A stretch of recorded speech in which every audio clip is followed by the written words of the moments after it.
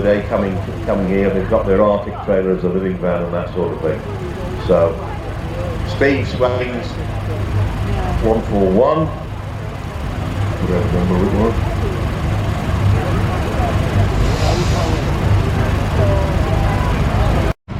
Does work in demonstrations with it usually as well, so there you go. And this is, yes, I can see that. He's having a bit of a tip. So there you go. This particular Bedford had a Cummins 8.3 engine, 265 brake horse. It was built as what we call a multi-drive spec. Multi-drive were then building all sorts of derivatives on vehicles. And this is a prime example of government involvement with the MOD, and the MOD requiring the trailers driven through a prop shaft. As you can see, when you go around, you'll see a prop shaft from the back of the tractor unit right through to the double drive axle on the trailer. There's a turntable on it, example of an F88. As you can see, they're quite, I wouldn't say quite common, but you know, they soon caught on, and they soon got quite popular. As soon as people drove them, drivers got used to them. Yes, they were a driver's lorry, but they were a gas lorry as well. A lot of people did very, very well with them. So there you go. Mr. Fern's F88 as well, tractor unit. And another example, P-Reg, alright? We were still buying Leylands with awful ergomatic cabs as they say. Yes, the ergomatic was a bit of a strike through. And somebody up the road would have an F88, you know, like a Rolls Royce and a Austin 7, which you've seen both of this morning. So there you go. And then we're coming on to the bus department. Now, the Ford Model TT EP 1673, .com was your number, in Powys now, you know, all behest of that. A country bus, the 13-seater is operated around the Welsh Pool area from 1921 to 1959.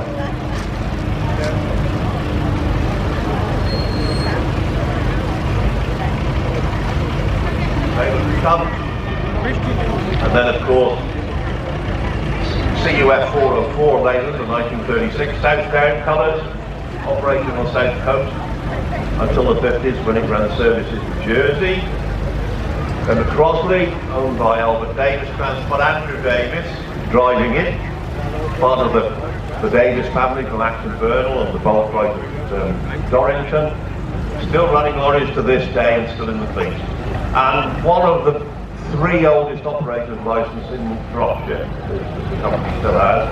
Albert Davis Transport, still trading, and as I say, one of the oldest transport companies. Used to run buses up till the 70s. This is one of the last ones. Buses lasted longer in service than lorries. Anyway.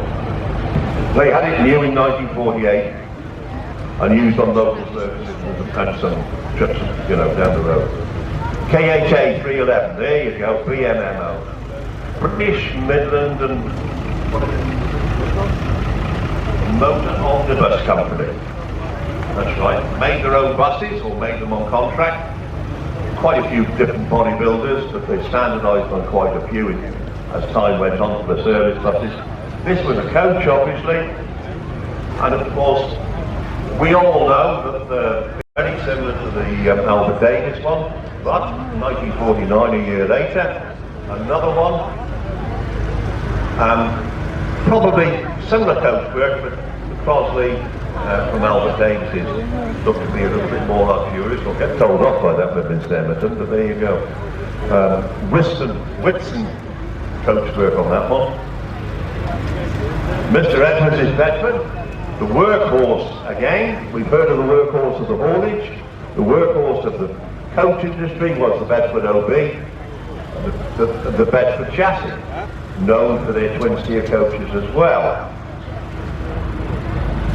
And then we come to the guy, belonging to London Transport. In London Transport green, not red. What does green mean, I wonder? It's the country bus. It went out of London or terminated.